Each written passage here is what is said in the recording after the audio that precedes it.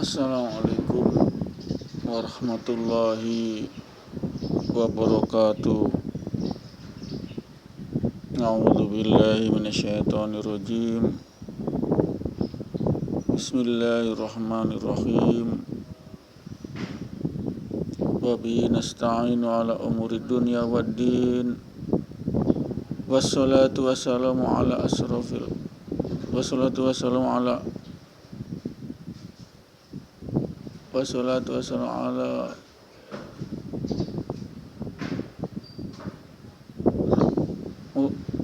Wassalatu wassalamu ala mursalin wa ashabihi ajma'in.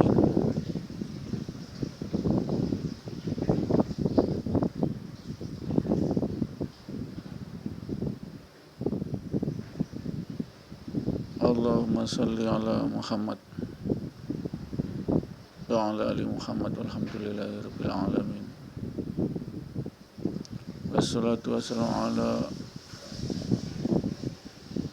ala al-anbiya'i wal mursalin wa ala ali wa ashabihi ajma'in.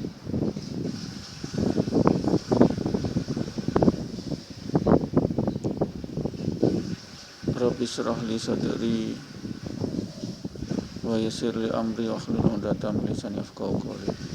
Rabbi shrah li sadri, ya Allah, lapangkanlah dadaku.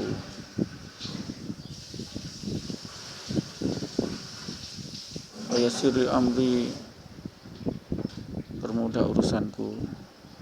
Wahlul 'uqdatam min lisani, dan perlancar, hilangkan kekakuan lidahku. Yafqahu qawli, sehingga mereka mengerti apa yang kami ucapkan. Amin. Itulah pendengar yang rahmati Allah, arti daripada doa Rabbi shrah li sadri yang senantiasa saya lantunkan setiap membuka daripada acara tausiah agama ini. Rabbi shrah li sadri artinya lapangkanlah dadaku ya Allah. Wa yassir li amri, ya Allah, permudah urusanku ya Allah. Wahlul 'uqdatam min lisani, dan hilangkan kekakuan lidahku ya Allah. Yafqahu qawli, sehingga mereka mengerti apa yang saya ucapkan. Demikian pendengar dan dirahmati Allah, arti daripada doa itu, sehingga kita paham apa yang kita minta kepada Allah,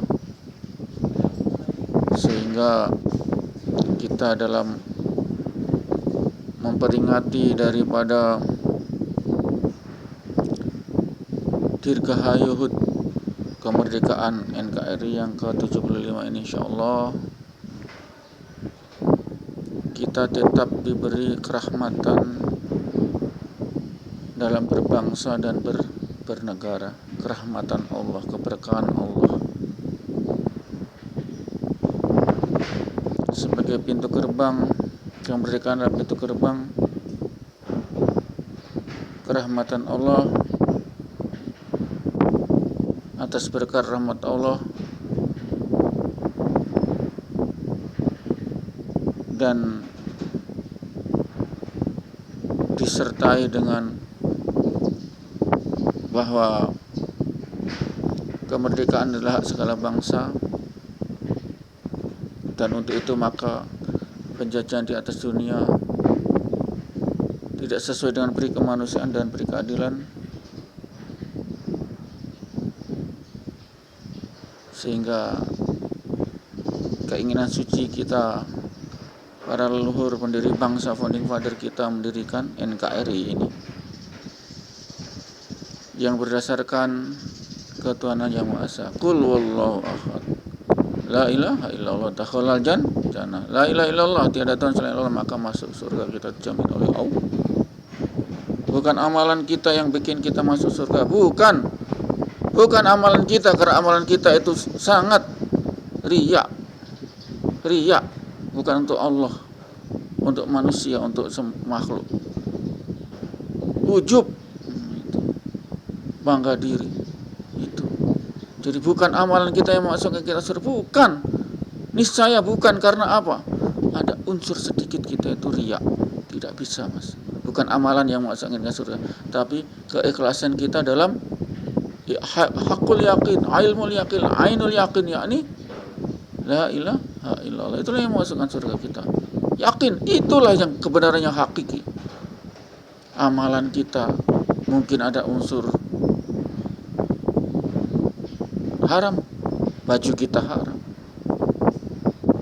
gaji PNS dari tentara polisi, PNS dari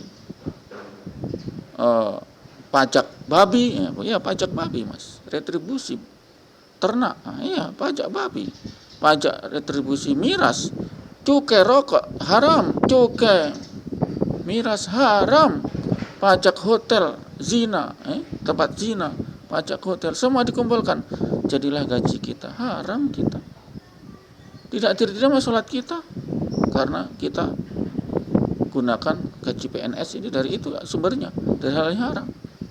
Sedikit dan banyak tetap haram, sehingganya tidak usah kita sombong ibadah kita.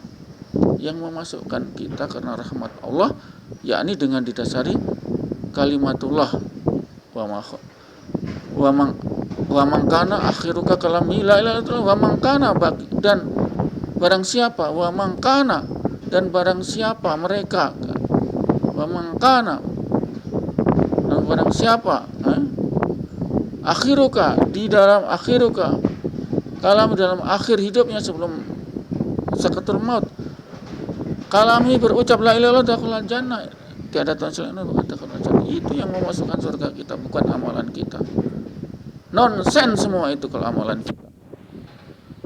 Amalan kita ada unsur ujub, ada unsur riya diperlihatkan, unsur syirik itu bukan semata-mata untuk Allah. Haji bukan semata-mata untuk Allah, tapi untuk prestis. Nauzubillah. Kita beramal untuk pilkada, untuk nyalek, baru beramal di masjid. Untuk pilkada paslon baru kita tebar pesona, tebar korban hewan, sapi, kambing. Itu tidak diterima itu. Nonsen mas. Sekarang jangan ngaku kita amalannya tidak. Yang kita makan darah mengandung gaji itu. Apalagi yang haram itu, uang rente bank untuk diputar untuk usaha, itu haram mas. Haram itu, sama dengan 70 kali menzina ibunya sendiri. Yang meminjam, yang dipinjam sesat sama. Jangan sombong masalah amalan kita. Bukan amalan kita yang masukkan kita, tapi keikhlasan kita. La ilaha illallah, hakul yakin, ainul yakin, ilmul yakin, ainul yakin, hakul yakin, itu la ilaha illallah, itulah jalan surga. Sesuai dengan hadis, bukan cuma ngomong doang. Wa man kana akhiruka kalami la ilaha illallah dakhala jannah. Barang siapa di akhir mengucapkan la ilaha illallah dakhala jannah, dijamin masuk surga. Itu kunci masuk surga mas, bukan amalan, karena bukan. Ya, kita sekolah kuliah, tapi dari ayah pencuri, ayah yang rentenir, rentenir, usaha ini dari uang bank, itu semua haram. Kita terus menuntut ilmu, dapat sarjana, haram. Jadi PNS, jadi kerja, haram juga. Jadi nyandak boleh sombong kok, nyandak boleh sombong, tidak bisa. Bukan amalan kita, dosa kita itu, bangkai kita itu, apa jasad kita itu penuh dengan dosa-dosa. Coba ini dosa. Apalagi anaknya jaksa, aduh kasihan. Polisi, aduh. Nego uang, amplop untuk kasih kuliah anak, kasih makan anak istri. Tidak bisa. Bukan itu yang memasukkan surga. Tidak masuk karena keikhlasan la ilaha illallah. Masuk surga, ingin masuk surga gampang, la ilaha illallah. Itu saja, la ilaha illallah. Itu hadisnya, mas, hadisnya. Itu tadi wa man kana akhiruka kalami la ilaha illallah dakhala jannah. Barang siapa di akhirnya sebelum mati, sebelum dicabut nyawanya, maka berucap kalimat la ilaha illallah, tidak ada Tuhan, masuk surga. Itu hadis, bukan aneh yang ngarang, bukan saya yang ngarang. Haram saya sebagai ustaz mengarang-arang. Kerahmatan Allah dengan dasar la ilaha illallah.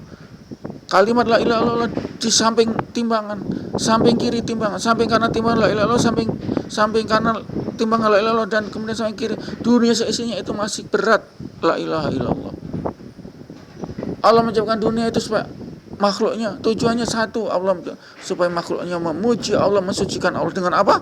La ilaha illallah. Itu tidak ada sucian yang paling tinggi selain itu, la ilaha illallah.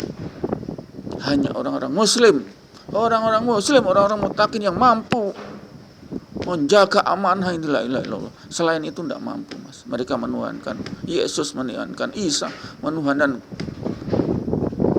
sapi, menuhankan dewa-dewi, menuhankan Sinto, menuhankan matahari. Tidak mampu semua Islam. Dan mereka itu semua akan masuk neraka. Tidak bisa masuk surga. Yakinlah. Ini bukan ustadz abal-abal saya. Nas Quran hadis yang saya ucapkan. Ini pendengar dan rahmati Allah. Sehingganya pintu gerbang kemerdekaan. Apa itu pintu gerbang kemerdekaan? Peri kehidupan. Ya, dengan ini susunan negara kesatuan Republik Indonesia yang melindungi segenap bangsa Indonesia dan ikut mensejahterakan kesejahteraan bangsa, mencerdaskan kehidupan bangsa. Ini kan tujuannya, mensejahterakan kehidupan bangsa, mencerdaskan kesejahteraan itu. Sekarang kenyataannya apa? Jauh panggang daripada api. Itu kan mensejahterakan bangsa, tapi mensejahterakan konglomerat berjuis, kapling-kapling tanah untuk estate, perkebunan, sawit dan lain-lain. Konsesi-konsesi pertambangan bukan untuk mensejahterakan, untuk mencekik rakyat, Mas. Betul itu. Kita diberi dapat 1%. Kemudian ini katanya ini tambang nikel, litium di Konawe, di mana Bungku, di Morowali, Sulawesi Tenggara, katanya kita dapat 20%. Insya Allah kita dapat 20%. Lenyap yang 80%, kasihan. Itukah cita-cita founding father kita yang kita amanahkan? Bukan. Sebesar-besarnya kemakmuran rakyat. Ini roh NKRI sebesar-besarnya kemakmuran rakyat. Sekarang main obral karena tidak mampu. Kita membiayai negara, ngutang, sehingga kita menyodorkan ini kekayaan alam untuk diobral kepada bangsa lain. Kita jadi budak. Nauzubillah summa nauzubillah. Kita berdoa semua supaya cepat pemimpin-pemimpin kita ini yang begitu itu punya, tidak mencerahkan rakyat, cuma menjual aset-aset ini, cepat Allah hentikan itu saja. Entah dihentikan dengan jalan apa, itu terserah Allah. Saya nggak tahu, yang penting hentikanlah. Sudah terlalu banyak mengobral aset-aset, bukan tujuannya untuk mensejahterakan bangsa, tapi mencekik bangsa Indonesia ini. Kita malu jadi pelanjut, malu kita, durhaka kita pada pahlawan yang telah rela menumpahkan darah, bukan cuma menumpahkan darah, Mas, melayangkan nyawa, rela mati, arek-arek Surabaya, itu 45. Terus kita, bangsa kita sekarang ini pelanjut adalah menjual aset negara. Kong kali dengan komunis Cina. Apapun, kita tidak boleh bersekutu dengan komunis ateis. Kita akan jadi ateis, Mas. Jadi tidak bertuhan, tidak boleh. Masih banyak kita berhubungan dengan bangsa-bangsa yang mengakui adanya Tuhan kok. Eropa, Arab, Amerika masih mengakui Tuhan. Kalau komunis sudah menghina Tuhan mereka, Mas. God is dead, kata mereka. Allah telah mati. Allah telah mantu, bikin menantu. Mantu itu anak, na'udzubillah, yang tidak sewajarnya Allah telah dihinakan itu. Mendengar rahmati Allah, kita berdoa semoga orang-orang ini yang seperti ini cepat dihentikan oleh Allah dari kepemimpinan nasional itu saja. Cepat dihentikan. Entah dengan cara apa, saya nggak tahu. Yang penting kita berdoa cepat dihentikan. Supaya kita jangan berkiblat kepada ateis, komunis. Jangan, tidak boleh. Haram itu. bersekutu dengan orang ateis itu haram. Kalau Nabi Muhammad masih boleh bermuamalah, berdagang, bisnis dunia dengan Yahudi, masih boleh, masih Allah tidak larang. Nabi tidak larang, atau kepada Nasrani Allah tidak larang, karena mereka masih bertuhan. Masih bertuhan. Yahudi Tuhannya Yahweh, Yahweh Ahadu, Elohim Ahadu, sama kita Tuhannya, Allah satu. Cuma yang Nasrani ini yang Trinitas. Semoga mereka diampuni dan masuk Islam. Itu saja, bukan masuk ya masuk Islam dengan syahadat. Allah Ahadu, Elohim Ahadu, Yahweh Ahadu, Allah Ahad. Itulah jalan menuju surga. Yahudi masuk surga, masuk. Islam masuk surga, masuk. Trinitas enggak masuk, Mas. Ditolak, enggak mau. Qul wallahu ahad, ketuhanan yang maha esa yang hanya masuk. Yahudi masuk. Tuhannya satu, Yahweh, Allah.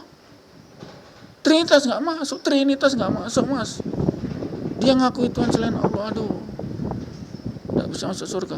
Yakinlah, yakin nanti kita ketemu di akhirat. Kalau Anda masuk surga berhebat, tidak bisa, Mas. Pendengar dan rahmati Allah, ini kita istighosah masal supaya segera dihentikan pemimpin-pemimpin yang masih bersekongkol, bersekutu dengan ateis. Dilarang kita, karena ateis itu menghina Tuhan. Tuhan dikatakan telah mati, kasihan. Lebih baik kita berkiblat sama Bani Israel atau Eropa atau Amerika. Ya mereka masih punya Tuhan kok. Mengakui Allah mereka. Mengakui Allah Ahadu. Mereka mengakui Allah Ahadu, Yahweh Ahadu, masih mengakui. Tapi jangan sampai kita bersekutu dengan iblis satu ini, yakni komunis ateis. Dia menghina Tuhan. Kita tidak jadi mereka, kita jadi rusak nanti. Ingat. Kalaupun tidak dibantai oleh umat lain Islam ini, tapi dibantai oleh tsunami, oleh gempa bumi, oleh angin puting beliung. Itu likuifaksi itu. Macam korun diisap oleh itu. Kenapa? Kita bersekutu dengan jahil